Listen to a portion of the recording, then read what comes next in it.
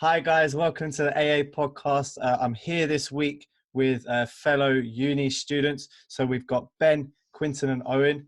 You guys there? How are you? Yeah, all good, man. How are you? Yes, very well, thank you. Hopefully you're all safe and stuff. We're going to get straight into it today.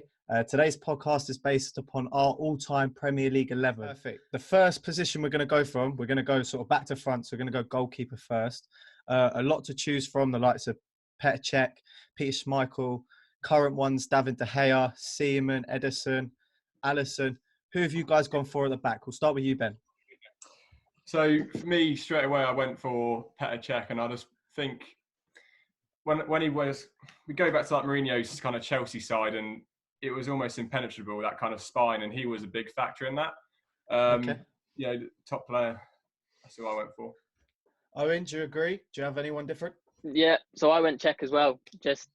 He's got the all-time Premier League most clean sheets. He's the easy pick. He's 100% always going to get in.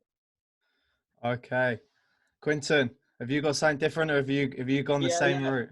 I've gone something different. I mean, Cech is definitely probably the second choice for me, but Schmeichel was my number one by a long shot. To be honest, I think he's the only goalkeeper to win a Player of the Season in the Premier League, which I think is a massive thing for especially a goalkeeper to do, and to be the only one as well just is extra special. And the titles and stuff he did at Man United is unrivaled as a goalkeeper, to be honest. Definitely Quinton, I've actually gone around the same route as you. I've actually chosen Petr Cech as well. He's unlike Cech, I don't believe Cech's ever scored a goal in the Premier League. Schmeichel has scored. He's won the Player of the Season in 95, 96, and also those 5 Premier League titles alongside 129 clean sheets in 310 appearances. So that's pretty much a clean sheet every 3 matches, which the ratio for the keeper in today's day and age is nearly unheard of. But what we'll do is, I'm sure that Ben and Owen don't want to give up Petr Cech, and I'm sure me and Quinton are quite stuck on Peter Schmeichel. If we do have any which are two versus 2 or an equal number, we'll come back to at the end, and we'll try and fill out where they'll fit in the team based upon other players. So what we'll move on to now is we'll go right back first. Now, I think that there's 2 main candidates for this position. However, some of you might disagree. I'm open to hear what you guys have to say. So Ben, first of all, back, who have you got going in? I feel like this might be maybe a surprising one, just because of the lack of time he's obviously had in his career. And you know, I know there's going to be a few sides, but I'm gonna have to say Trent Alexander-Arnold for my greatest right back of all time. I'm going to say that because I feel like he has changed how we view the role, and you know, if you compare him to Gary Neville, who's probably more of a reliable choice, etc. I feel like he just brings so much more into the attacking third. He's changed the way Liverpool play. He's almost like a Beckham at right back. So if you can get him in your side, you know, I definitely would. Definitely. Owen, what do you think about that? Do you have anyone else, or do you agree with that? So mine is probably going to be a bit of a shock, and people probably won't agree with me, but I've gone for Pablo Zabaleta. Okay. Just because I think he's such a consistent player. He's not the type of player that's going to go bombing down the line or anything like that, but he's just such a consistent player who you can always rely on. He'll be there. He'll get that last tackle in if he needs. He'll put that cross into the box if need. And whatever he does seems to be at a top quality. Definitely. I hear that. Quinton, before you tell me yours, is there anything between Ben and Owen's choice that you disagree with? Would you say that they are worthy of being in the all-time 11 in the Premier League? I think, one of them I've got the same as.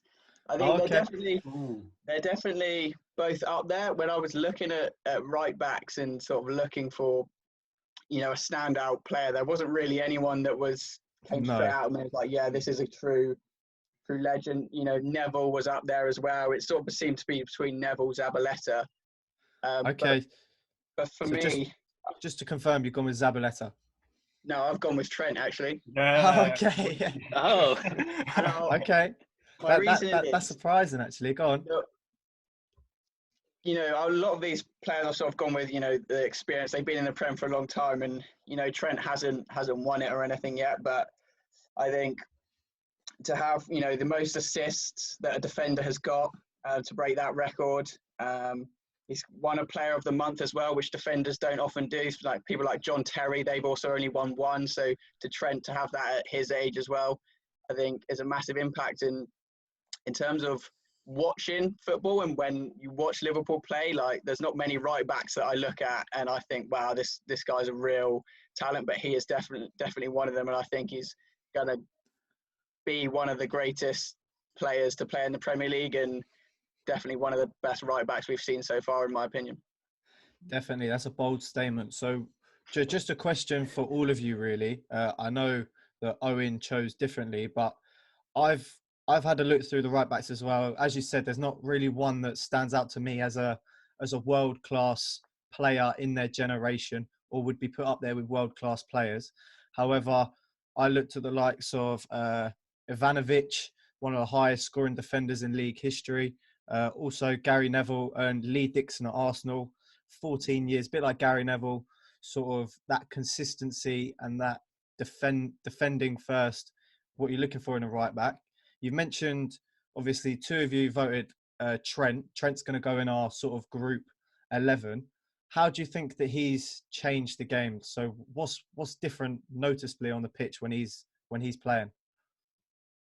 I think straight away, I think traditionally, especially, you know, in the Gary Neville's era, a right back is kind of a place you'd get kind of fit if you just can't fit anywhere else in the team. You know, it's not of kind of the first name on the team sheet. It's kind of, you're not amazing enough as a centre back to kind of be a centre back in its own right. You're not good enough in attack to kind of be that winger as you would in a 4-4-2 sense.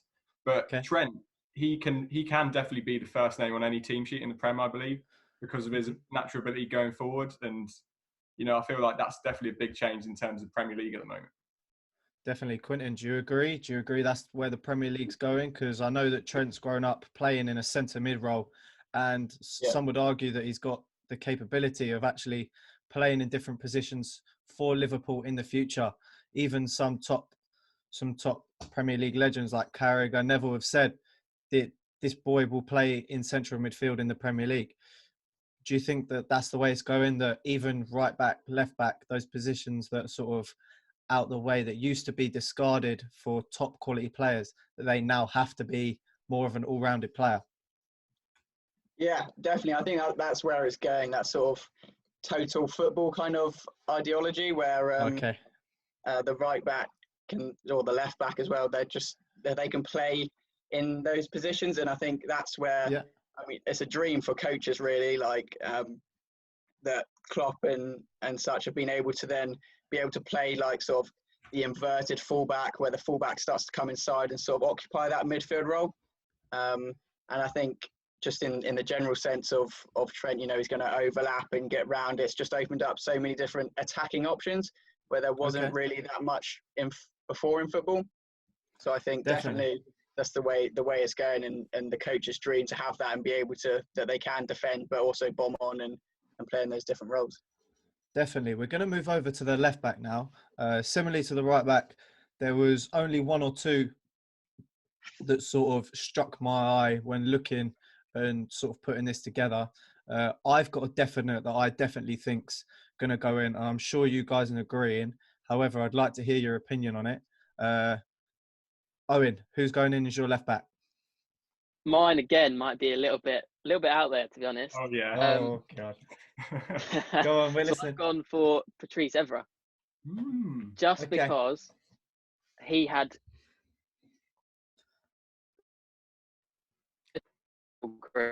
he won 7 titles in 7 years at Man United, a Champions League. He won 3 League Cups, and he did this all in. He had 278 Premier League appearances in total, and he's just consistent. Okay, Ben, do you agree with that? Do you agree that he is the best left back that's ever played in the Premier League? I believe there's only one choice for this. Yeah, and I'm hoping it has to be Ashley Cole. And he's won titles with Arsenal. He won titles with Chelsea. He had the resilience to kind of go to his rivals and keep winning. and I think he was one of the golden generation of English players that kind of still performed on an international level as well. You never thought he was a liability in any game. So I think Ashley Cole is a shoe-in for me anyway. Yeah, do you agree, Quinton? Yeah, I'm totally with that as well. Ashley Cole, just shy of 400 appearances. I think he had 150 odd clean sheets. So just, a surefire one for me. That's one of the easiest positions, to be honest. Definitely. For me, this was the easiest one, picking it out. Especially off raw talent. We've just spoken about Trent and what he could become. Ashley Cole was that player, especially as we just mentioned, sort of like the national team as well. There was never really someone that was looking to take his place when he was in his prime. He'd always be sort of the first left back on the sheet around that sort of place, and even players outside of England sort of regarded him as one of the top left backs, excluding the likes of Marcelo and in their prime. So what we'll do is we're going to put Ashley Cole straight in at left back. Now we've all gone for 2 centre backs, so we've all gone for 4 at the back. I'm interested to see who you guys go for. Have we all gone for sort of older players that aren't playing now, or have we gone for players that might be in the league currently at the moment? We're going to start off with Quinton this time. Quinton's gone last time. Quinton, who's your first centre back? So you just want one of them? Actually, no, go on. Tell us both. We're going to get through both, yeah. So I've gone for Terry and Company. So let's just start with Terry. I mean, the amount of titles he's won, I think he's got 5 Premier League titles. Just a real Premier League legend all round. I think the things he did with Chelsea, being there for so long, captaining the team, I think he was just the bedrock of that Chelsea side, and just cemented that for them. Just that spine that Chelsea had through. I think he was a key part of that, and why they won so many titles. Company likewise. He won a Player of the Season in the 2011 and 12 season, which again, as I said before, is massive for defenders. And again, staying at Man City for so long, and watching them develop from this sort of bit part club to the team they are now, being through that all throughout and captaining them, I think definitely deserves a place. Definitely. Owen, just before you tell me your 2 centre-backs, obviously there's the likes of, we've got Ferdinand, Carragher, Bruce, all Vidic as well, all sort of leaders on the pitch. What sort of cements your decision when you're choosing a centre-back? What attributes are you looking for? Are you looking for how much they've won or what they contribute to the team? So for me, I'm looking for a little bit of both, to be honest. Okay. So I've gone with Terry as well as one of them. For similar reasons to Quinton, he leads a team so well. The Chelsea team, he just tied it all together, and he has such a good understanding of the game. And you look at him now, he's assistant manager at Aston Villa, and he's gone into a management role where he's using that knowledge and that experience to help others. And Villa, they're not doing amazing this season, but they haven't done bad. They've done pretty well defensively. Mings has been very good, and I would say Terry has definitely had an impact on that. The 100%. Other thing I'm looking for is somebody that he's always there. He'll die for the cause if he has to, and he'll always be there no matter what. He'll go for every single challenge. He'll dive in if he has to. If he's the last man, he'll dive in. He'll get a red card if it's going to save the team and help the team. He doesn't care what cost. Definitely. So that's why I've gone for Vidic. Vidic as well. Okay. Yep. A controversial one in my opinion. However, do you think, I'm just going to stick with you for a second. Obviously, I believe Terry played alongside Carvalho, where Vidic played side along Ferdinand. Now, do you think that obviously we're choosing 2 centre-backs. I'm positive that no one here has gone with 2 centre-backs that played together in their era. Do you think that makes an impact on how their career went, or is who they played alongside? So I know Terry might not have played alongside the likes of what Vidic would have played alongside. I think it does have an impact, because I think, especially for Vidic, He had Ferdinand, who at the time was somebody that was pretty quick and he could get back quickly. Whereas Vidic isn't. He's the sort of player who is in the right position at the right time, and he reads the game very well, and he makes sure he's in the right space rather than having to run into it. Ferdinand did the same, but if he got caught out, he had the pace to get back. So I think that did have an impact on Vidic's career and the bond that those two had, and the chemistry they seemed to have every game. One would go and the other knew to sit and everything like that. So I think in Vidic's sense it does. I think Terry, I just think he's such an outstanding player that I don't think it mattered who you put next to him. I think he would always would have been an incredible defender. Excellent, brilliant, Ben. So I don't think either of my selections have been picked yet, which is quite interesting. So it's going to be a good variety. But so my first player, and he's the only United player on my team, which you might be interesting to know. That's going to be Ferdinand, and I feel like he was ahead of his time when he started. You see, and you compare him to Van Dijk, who's my other actual centre back. I feel like they're very similar in their setup. The pace, the composure, the awareness. Being able to drive through the lines themselves, having the confidence to do that as well.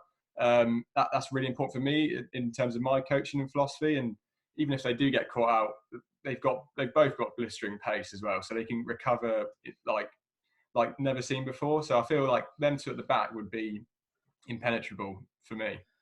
Definitely.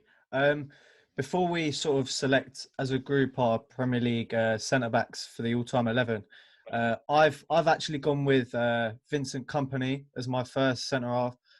Won a Player of the Season award in 2012, 2 Premier League titles, but I've actually put him in there for his goal scoring. He's always come up at the right times when Man City have needed a goal. He's got 13 goals throughout his career, 220 appearances and 79 clean sheets. I think obviously because of City's involvement and City's growth in a sort of 10-year period, that people forget how many appearances he actually made within the Premier League. And also I've put him alongside someone else that people might have thought of played in the Premier League for longer than Kompany, was Tony Adams. So what I look for in a centre half is that leadership role. 255 appearances, 132 wins. So that's a 50% win rate minimum, and 115 clean sheets. So there was only 140 games where his team actually conceded a goal out of those 255. 12 goals as well, and also 2 Premier League titles. I understand that I think Terry had 2 votes and Kompany had 2 votes. If anyone doesn't want to debate the fact that those 2 should be going in, I'm more than happy to throw them in. However, Ben, I know that none of your choices were mentioned. I'm happy. Yeah, perfect. So we're going to move straight into the midfield. I believe that some of us are playing different formations in the midfield. I've gone with a 4 across the middle. However, I'm open to suggestions. Ben, what have you gone for in the midfield? So I've got 2 defensive midfielders and 1 kind of more attack-minded. Okay, so you've gone with sort of 3 central players. Yeah, same as me. Okay, yeah. And Owen? And then I've got a diamond midfield. So. Okay, so what we'll do is we'll go for 3. Obviously, the majority will go for 3 sort of central midfield players, and then we'll use the wide players as 2 forwards and a central striker. Yeah. Yep. Okay, we're going to go for Ben first this time. You said that you've got 2 central midfield players. We're going to hear the two CDMs, so the 2 defensive-minded players for you first. So I feel the first one shouldn't be a shock to anyone. I'm going to say Kante, and that's just because of the impact he's had on, first of all, Leicester, and then going straight away and doing exactly the same with Chelsea. He's got all the attributes you want in a player, as well as like the mental stuff that you don't really find elsewhere. He's willing to die for any cause, any ball. He's always there, and he's one of the few players I've seen live that have actually just stood out by how he's actually everywhere. He kind of teleports. So yeah, he's one that's definitely wowed me when I've watched him live. And then alongside him, I've gone Vieira, just because it's obviously invincible, absolute tank, leadership, all the kind of common things you associate with, a midfield spine. Those two combine to create one as well. So, yeah, I think that's definitely a strong kind of pairing there. Okay, just to play devil's advocate, I know that obviously the impact, I would agree with Vieira in there. I think what he's done throughout the Premier League, he led that Arsenal team through the spine. Kante, I think he's had the most impact or has been the most influential on any team that I've seen in the Premier League, as I agree with you. However, has he done it on a consistent basis? I know he's done it twice. Looking at now, would you say he's playing out of position at Chelsea, or would you say that he's playing with a better group of players, which means that he's not going to stand out as much? Because at the moment, I don't think that he'd be in anyone's team of the season for this season, let alone an all-time Premier League team. I agree with that statement. I just feel, I feel the problem with Kante at the moment is the system that he's playing in, rather than him at the moment. He's kind of being pushed further ahead, and his like midfield partners are kind of either Barkley or Mount next to him, and then Jorginho kind of being that regista. I feel if he was back at a Leicester, they would be competing even more heavily at the moment. He's that ball winner. He wants to get the ball and then pass to players that are a bit more technically gifted. Obviously, Chelsea have kind of lost Hazard. They're one of the most technically gifted in the Prem, and I feel that's a big reason, like that they're kind of struggling at the moment, and he's struggling as a result of that.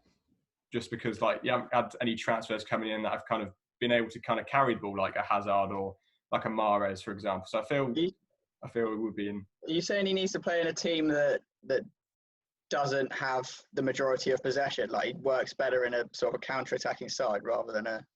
I believe his best work is off the ball, on the transition when he's got the ball. So in terms of when he gets that ball, the kind of 3, 4, 5 seconds after that, little pass here, like it used to be a little pass to Danny Drinkwater for a long ball over to Vardy. But at the moment, with Chelsea, it's kind of the transition takes too long.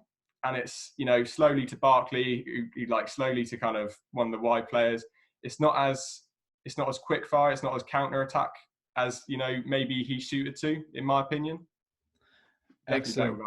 Quinton, you said there sort of about the way he's playing or where he's playing especially. Who have you got in your all-time 11? And do you think that any of them should take the place of either Vieira or Kante at the moment? Well, so I've gone for Vieira as well. Like you said, I 100% agree with that one. He's definitely right up there, if not the best for me. Invincible season. Three times he's won the Premier League. So he's another sort of easy one for me. The other one I've gone with is Gerrard. And I think in terms of sheer quality of a player, obviously, if you look at the team and they potentially weren't so successful in the Premier League, but in terms of his individual quality and how much impact he still managed to have on the team, I think he's definitely right up there, being the spine of that team for so long and having such a massive impact. I think I got here that he only lost about 120 games of the 504 he played, which is still an incredible stat, and it's amazement still to me how he didn't win the league, to be honest. Yeah, me too. Definitely. Owen, what's your feelings? So I've got my formation's obviously got 1 CDM and then 2 centre midfielders. Okay, that's fine. So CDM wise, I agree with you, Vieira, all day. And for me, he is somebody that whenever you see him play, whenever you look at any videos of him playing or anything, he just looks like he's always got time on the ball. Doesn't matter where he is on the pitch. It doesn't matter who he's against. He's just always got time. He scored 32 goals and 26 assists in 307 Premier League appearances. For a CDM, that's good numbers. That's really good numbers for a CDM. And he just drives through people if he has to. And some of the goals he scored were ridiculous, absolutely ridiculous goals. Definitely. Do you want me to go with the 2 centre midfielders? We'll come on to them. We'll just to clarify, I also went for Vieira. I think what he did, especially in that sort of the time period between 2000 and 2005, was unbelievable. Sort of the way he dominated a game as we see in the likes of now of when Kante was at Leicester, the way he could sort of do everything going forwards and also give that sort of spine at the back and also help out at the back. Alongside him, I've gone for someone slightly different. I've gone for someone that's going to, I've sort of thought about it as a coach, someone that's going to allow my forward players to express themselves as high up the pitch as possible. So I've actually put Roy Keane alongside him. 2 Player of the Month award, 7 league titles, 9 assists, 39 goals. I know that the assists and goals don't really make up for what he did on the pitch because he had the likes of Giggs, Scholesy, and Beckham going forward, Ronaldo, Cantona. But 366 Premier League appearances. I know he left the Premier League in not a nice way. However, what he did for the sort of the role as a captain, I thought sort of stood out in the Premier League. And I think he does all the dirty work that the rest of the team don't want to do, which is why I put him in there. Before we choose the sort of the 3 standouts, I've got down that Vieira is sort of a definite for all of us, sitting as that number 4. We're going to go into who you boys have got playing as number 10 and who myself and Owen have got playing as a sort of an extra midfielder. And then we'll sort of go into the forwards. So who have you got sitting just in front of them? Ben? So just in front of them, maybe not traditionally a cam, but more of like a number 8. You know, you can get up and down. Yeah. But I've gone with Gerrard as well. I feel he's the most complete footballer ever, to be honest, in my opinion. And that might be emotional, but you know, when it was the big moments, you know, who would you call on? It'd be the Gerrard. It'd be a 40-yard screamer from out of nowhere. He'd win you cups. He won us Istanbul, you know. And like I say, with the Ashley Cole, I think Gerrard was one of the few people that did actually perform in tournaments as well, despite obviously the 4-4-2 and how that didn't, potentially it shouldn't have been like that, because from the players we had, we could have played a different system. But I feel like he still performed. He still stood up, you know, took it all on his shoulders, and his goal scoring record was ridiculous. Like, I think every cup that we had was because of him, basically, whilst he was at Liverpool, because some of the players around him, you know, he just elevated everyone. Definitely. What would you say to, obviously, in his career, he's always been put next to or compared to Frank Lampard. Now, just throwing my one out there, my one was actually Frank Lampard as my number 8. What would you say puts them 2 apart? So when you were choosing your 11, what puts them 2 apart? Because I've got Frank here, player of the season, 04-05. Yeah. He actually won 3 Premier League titles, and he's one of the, I believe he is the highest scoring centre midfielder that's come from the league with 609 appearances. So what put him and Gerrard apart for you? I've had this debate many times in my life, but it's just, I think the main thing for me is, you know, what was surrounding Gerrard at the time and what was surrounding Frank Lampard at the time. You know, Lampard had the Terrys, the Czechs, the Coles, the Drogbas, etc. He didn't have to kind of, there wasn't often times where Lampard had to do anything on his own, if you know what I mean. He didn't have to stand up and be counted, whereas Gerrard, he played with like Alice Sissoko, Kolo Touré when he was like 38, you know, and some absolute terrible footballers, and he still made Liverpool, you know, reach top 4 quite often. Definitely. So I feel with the system on a go, I feel I need someone that can actually go back as well as go forward, and I feel Gerrard is a lot better at the defending kind of attributes than Lampard is, maybe just because of like where he was positioned, but he's just a bit more all round for me. 100%. Quinton, centre mid, who have you got going as your 8 or 10? It's my number 10. I've gone for Lampard as well. Okay. Like you said, got player of the season, 3 Premier League titles. I think him and Gerrard, both massively talented players, both had a massive impact on the Premier League. The longevity they spent in the Premier League, but also the loyalty to their clubs as well. So I think Lampard as the number 10, just his long range shooting and passing ability as well. I think he's right up there as my best sort of number 10. And I think him and Gerrard, they're just different players with different roles, and I think they both bring something different, and you can't really compare them. It's not quite like fair. So I've got them both in there. Yeah. Okay, so looking at it from a coach's standpoint, obviously there's a lot of coaches listening in. We've got Vieira as a solid number 4. If we were to put Frank and Steve and Gerrard both next to each other as sort of one sitting and two sort of in front, do you think that would work? Because obviously we've seen from the England golden generation that it might not have been the best way to go forward. I understand that we had Scholes playing off the left. Do you think that them playing next to each other would work, or do you think one has to play in front of the other? So I think it could work in a 3 where you have that holding sort of defensive midfielder. I think I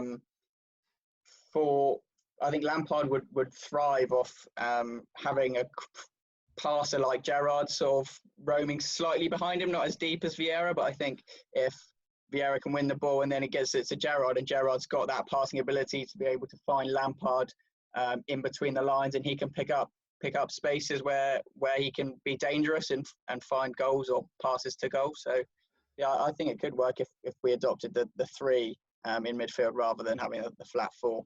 Yeah, I think it's one of the saddest things that I can think of in terms of the golden generation is how we couldn't just put like a Carrick or a Hargreaves behind them. And eliminated that overload that the Spains and the Germanys all had against us in that central midfield position. So it sounds to me to this day, if I have a time machine, that's what I'm going to go toe in. So are you saying that you'd take out the likes of Scholes playing off the left to put in an Owen Hargreaves at number 4, or would you drop a Gerrard into the number 4 and tell Scholes he's going to play next to Frank? I'm a big believer that Scholes is overrated, but I would be when I so. Okay then. I'm sure I'm going to get a lot of messages about that comment. Definitely. However, to finish the centre mids, Owen, who did you have as your 3 in midfield, or your 2? My 2 centre midfielders, I've gone for. Ben's going to hate this. So I've gone for Lampard and Scholes. Okay. Mainly for the reason that you just asked Quinton about, really. I can't see how Gerrard and Lampard would work playing next to each other, side by side. Okay. So I think you have to drop one off slightly. And for me, if you're going to do that, I'd rather have Scholes in there, because he hasn't got, if you look at his total for his career, he got 54 assists in his career. Okay. Which really, for a central midfielder of his caliber, is not enough. But for me, he was always the player that would assist the assist. So I have him in there purely for the fact of, as Quinton was saying, Lampard finds the space in between the lines. Yeah. And Scholes plays that ball in. And for me, Scholes, as we all know, Scholes is not very good at tackling. He will never be any good at tackling. But for me, Lampard is better in the box, and he's better at picking up the balls that are inside. And Scholes is much better on the outside. And just having those long shots, as you've seen him do so many times against Barcelona and all these other teams, those long shots that just absolutely destroy the net. So for me, those 2 together make a perfect combination. And then Vieira just shutting the back door, just sitting behind, covering everything up. Definitely. I think the majority of us have gone with sort of Frank as that pushing forward centre mid, supporting the central striker, especially if we're going with 3 forwards up top. Okay, guys, we're back. We're going to get straight into the forwards. We're undecided on our 3rd central midfielder between the likes of Gerrard and Scholesy. We're going to come back to that at the end. However, we're going to go off the right-hand side first. I'm sure there's going to be a lot of discussion, a lot of debate when coming to these forwards. I know who I've got. I'm going to go for Ronaldo off the right. Now, I've done this on purpose because I'm leaving the left. I think he can play off either. He's shown now that he can play central as well. I think anywhere on the pitch, if you give him the ball, he's going to impact the game. It doesn't matter if he's coming inside or outside. He's going to impact the game. 2 Player of the Season awards back-to-back in 07, 08. 3 Premier League titles, 84 goals, 20 assists, 196 appearances. I think, especially being regarded one of the best players that's ever played, for him to be maybe not in his prime in the Premier League, maybe a year or two before his prime, when he sort of lifted off at Real Madrid, I think you can't leave this man out of your top 11 that have played in the Premier League of all time. Quinton, who's going in the right for you? Yeah, I have to agree with you there. I've done the same thing with Ronaldo on the right-hand side. Like you say, one of the greatest players of all time. Was early in his career while in the Premier League, but to win the Ballon d'Or while in the Premier League, and to this, I think people might say that he wasn't in the Prem for long enough to be considered, but I think the things he's done. I think he won three league titles in a row. To do that, and he might have been there for a short few seasons, but I think the things he did there to win the Ballon d'Or and win league titles, I think he scored 31 goals in 34 games in one of the seasons. So it's just incredible stats, to be honest. Definitely. I think it'd be interesting that when we come on to the left of why we've put him on the right. Yeah. I'm sure we've got the same idea going. But Ben, who have you got playing off the right? So you're going to be surprised. It actually isn't Ronaldo. And I'll disclaimer now, Ronaldo's not in my side. And there is a reason for that. I feel it's not Salah, is it? Yeah, it is Salah. So this is the reason. No. I know. This is the reason. This has been a big argument for me, because this is going on along in my head. But in terms of, so a lot of you talk about that kind of season where he got like 34 goals, etc. in one season, that big standout season, he won the Ballon d'Or.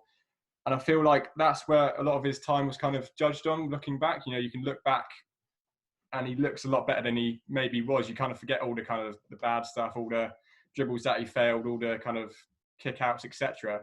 I think you just focus on the good stuff of Ronaldo because of the history he's had since. I feel if you put Salah's best season in the Premier League against Ronaldo's best season in the Premier League, Salah wins.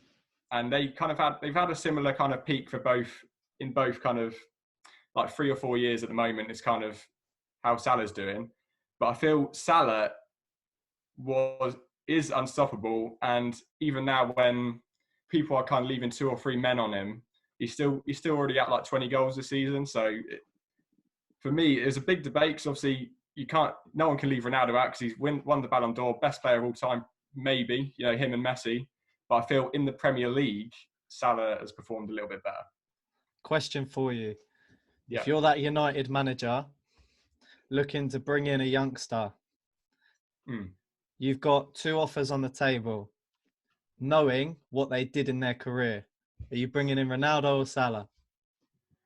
Ooh. I like that. It's a good question. But I've got to bear in mind what Salah did at Chelsea, though. Yeah, I was going to say, because bearing in mind that when Ronaldo was in the Premier League, admittedly, it's not as long as Salah. The impact he had on those 2 seasons, where realistically, this is Salah's 3rd big club that he's looking to progress at. Admittedly, yes, he's had a really good season last year, but can you compare what he's done? Should we take what they've done in the past into consideration? Because realistically, Salah took 5 years to sort of develop as a player to become what he is now. Yeah, I definitely agree with that statement. In terms of if I was United's manager, I knew what was going to happen. You can't turn down a Ronaldo Ballon d'Or with your club. You can't turn that down. But also you will realise that you kind of lose Ronaldo like straight away, almost before his peak. So you feel like justice isn't done for that in that sense. But with a Salah, he's got a different mindset where he isn't kind of, at the moment, he's not motivated to go to a Real Madrid or a Barcelona. So there may be a chance to have more longevity at a club and then become a hero status. So I'd still pick Salah just about, but only just. Okay, interesting. Owen, please bring some dignity back to the process. Who are you picking off the right? Markovic. Because I'm playing a diamond, in theory, I don't have anyone on the right. Okay. So I'm going to go for my number 10, who's going to sit behind the 2 strikers. And Ronaldo, when I first drew this up, Ronaldo was in my team. Okay. But then I had the 2 strikers, that I've got, both of them I decided had to be in there. And the number 10, he is probably the player that made me fall in love with football. So for me, he has to be there. So Wayne Rooney's playing as my number 10. Okay, Just Wazza in there. Yeah. For the pure fact of, he played most of his career as a striker. He's got 208 goals and 111 assists in the Premier League. Most strikers have not got that many assists. So for me, playing him at number 10, he's perfectly capable of it. Later on in his career, you see him move further back for Man United and then Everton. And even now, playing at Derby here and there, you see him playing in a deeper role. He's 100%. capable of playing those passes. He's comfortable on both feet. He can score with his head. He can score with his left. He can score with his right. For me, he is just the perfect player. And coming in at such a young age and doing what he did with Man United, people may argue that he should have got more goals. But I think he makes up for that with his assists. And I just love the fact that he could be shouting at the ref, having an argument with the ref, and then as soon as he sees the ball, bang, he scores. Definitely. I think it's a difficult sort of front three, as there's multiple players which can play in either roles off the front three or as a number 10. Just to throw one out there, the likes of a lot of Premier League 11s that I've looked at, and a lot of people have put Beckham as one of their first. Would you, let's say if we were playing a flat four instead of a front three, would you guys choose Beckham over the majority vote Ronaldo, or would you still have Ronaldo as a sort of a flat four midfield with two strikers, or would you sort of change that up?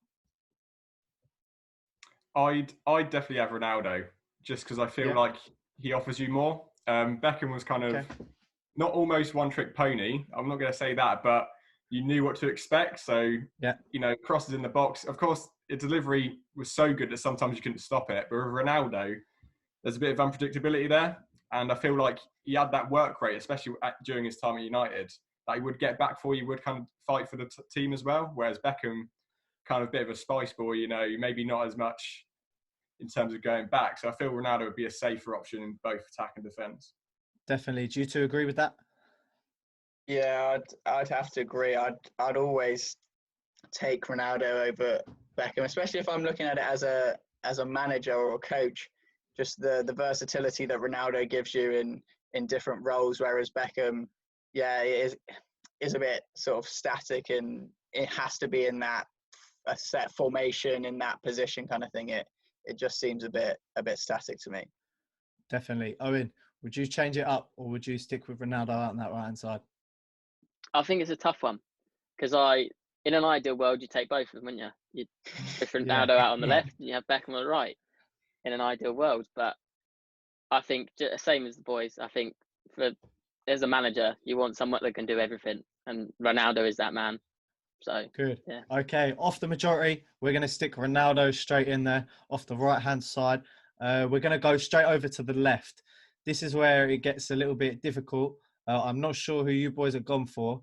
However, mine is a clean slate. There's no one that's played better off the left. I could have played him centrally. However, I wanted to save that position for a true number 9. I've gone with Henry off the left. Now, Ben, we'll come to you first. Do you agree with that, or do you have someone different? I believe, like you say, again, there's only one option for the left-hand side, and that is Henry. So there's no debate in my mind about the impact he's had on the league, how well he performed consistently over so many years, and he was robbed of a Ballon d'Or, so he's got to get in our team as justification for that. Definitely. Quentin, do you agree? Yeah, totally agree. I think the second best player the Premier League has ever seen. 4 golden boots, 2 player of the seasons, 2 Premier League medals. I mean, it's just ridiculous what he did in the Prem, and a true legend of the Prem, and rightfully taking that left wing spot. Definitely. Owen? So I'm going to annoy all of you now. As I said before, Owen, who do you support again? You support United? He's Orient. No, I'm Leighton Orient.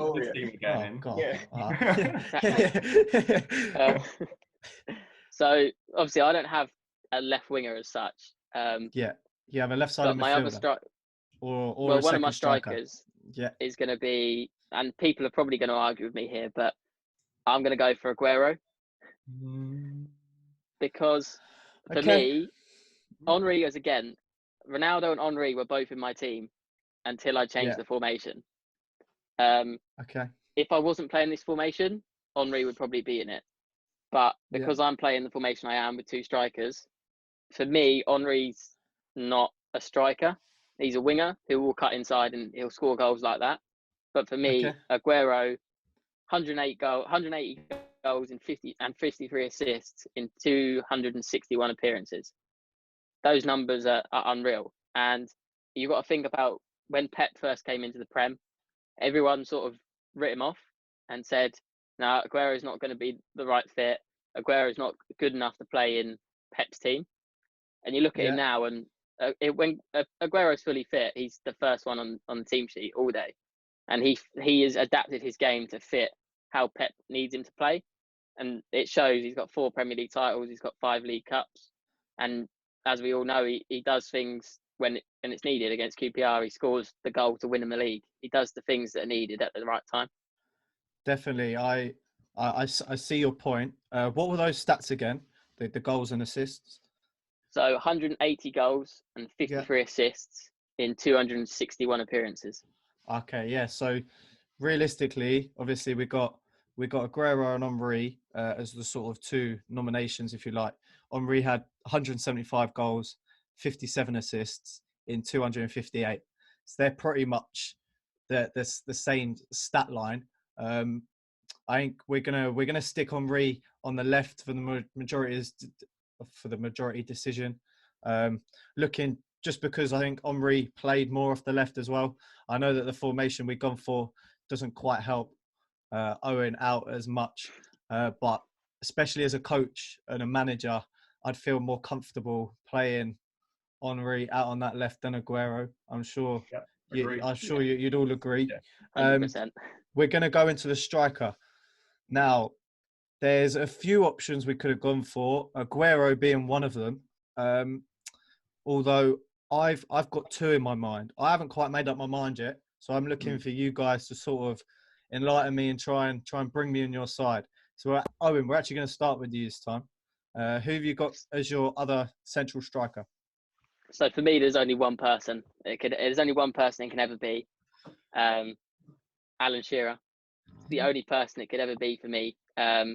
He scored 260 goals in 441 appearances. That works out as just over 1.5 goals a game. So he scores a goal every 147 minutes. The thing that lets him down and will always let him down, and the thing that will probably make people not put him in their team, is the fact he's only got 1 Premier League title.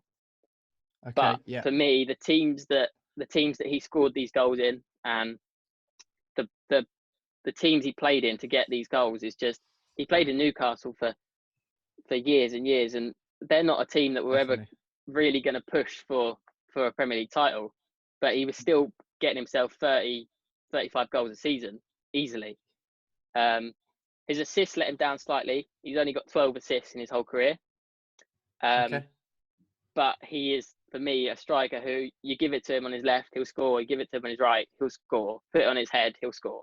And he, in terms of heading, he had such a good presence in the air, and he was the way he controlled headers was unreal.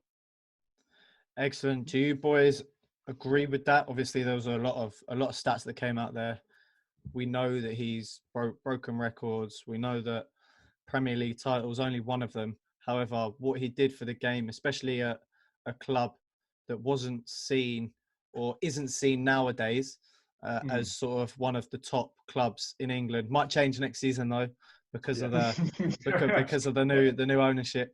However, at the moment, for people of our generation, looking back at it, Newcastle isn't a massive club as such now, but was back then. Do you agree with that? Having Shearer up top? Yeah, for me, that's 100% Alan Shearer, because he's the all-time top goal scorer in the Premier League. He's first name on the team sheet for me. Like, that was just a guaranteed, and it hurts me to leave out people like Wayne Rooney. I think he probably does deserve a shout at having a place, but I think Alan Shearer is just one of the greats, and to score that many goals in places like Newcastle and Blackburn, like he very nearly won the title with Newcastle. I mean, just let that sink in. That's ridiculous. If anyone can do that, they've got to be in the team. And Definitely.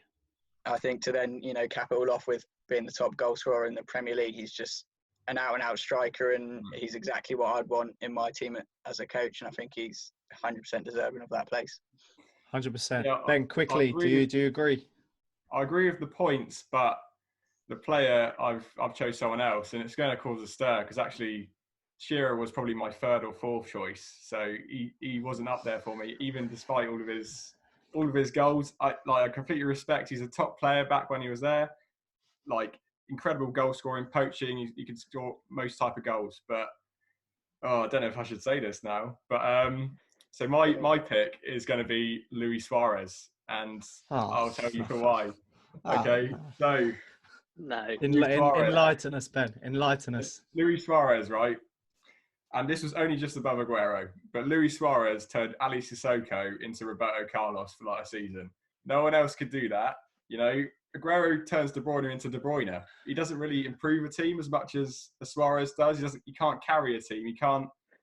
The Shearers and the Agueros, maybe the main competition against Suarez. They can't do everything off the ball that he can, and I don't think they can score those special goals that Suarez can. And if I was playing against someone, the one person out of those three I wouldn't want to play against would be Suarez, because he'd be on you, he'd be pressing you, he'd be in your ear all the time. And maybe off the field stuff I don't agree with, but when he's on the pitch, he's a special talent. I haven't seen anyone better. Definitely, man. I'm going to go with, just for the majority of the vote, I'm going to go with Shearer as well. I don't think Suarez had the time. I understand the impact that he had on the Premier League that season. Probably the best player in the league, in my opinion, at the time. I feel if he stayed for a couple more seasons, he might be in this conversation. Especially what he's doing at Barcelona, I think helps his cause a little bit. We're going to put Shearer in there. Now, we had a few debates on the goalkeeper and the second centre mid. Before we go into who we're going to put in the team as a final 11, I'm just going to read you guys the team out. So we got Schmeichel or Cech in goal, Trent, Terry, Company, Cole at the back.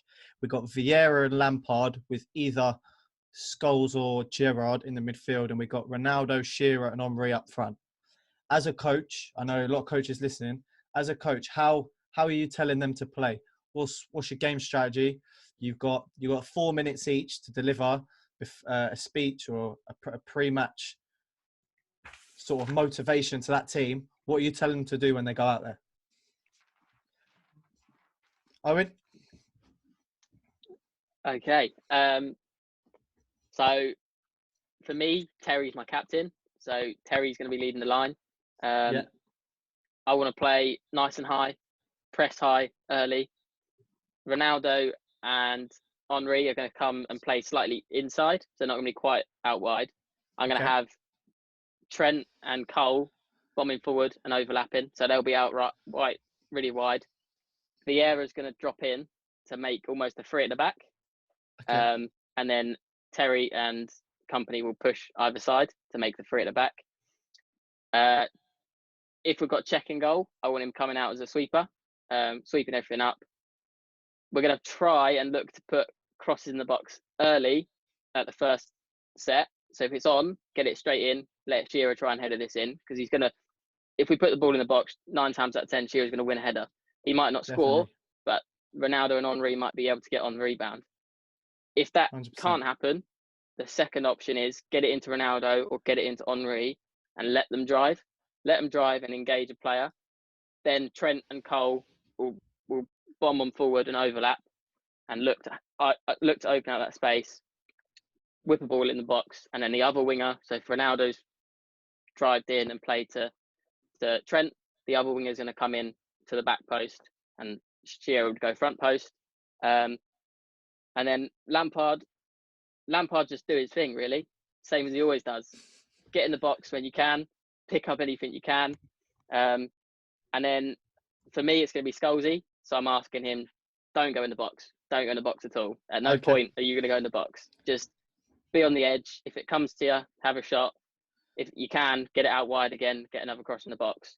If not, just try and rebuild. Excellent, man. You did that just before the 2-minute bell as well. You made that 4 minutes into a 2 minutes. Ben, Quinton, you're going to have to match that. You got 2 minutes. Ben, how are you telling that team to play? So it's going to be quite similar to Owen's, because I feel like he did think about it very well. So similar sense, whilst we're kind of attacking, obviously I'll be pushing Trent up more than Ashley Cole, for example. So what I'm going to have is Ronaldo as an inverted winger, just kind of create that space. So I think that relationship could really work quite well, especially if Ronaldo is to get on the ball and drive at someone kind of at the angle. Great overlap. Trent's brilliant at that, just for the ball into Shearer. I think another key relationship between the team, between obviously the units in the team, would be the Shearer and the Lampard. So while I think it would be great that obviously they're both great poachers in the box, we don't want them both to fill up the same space. So I think you'd kind of, before a game, you'd outline where you want each run to go, make it more specific, if you know what I mean. So if you want Shearer on the back post for those kind of lofted crosses, he's always going to win it.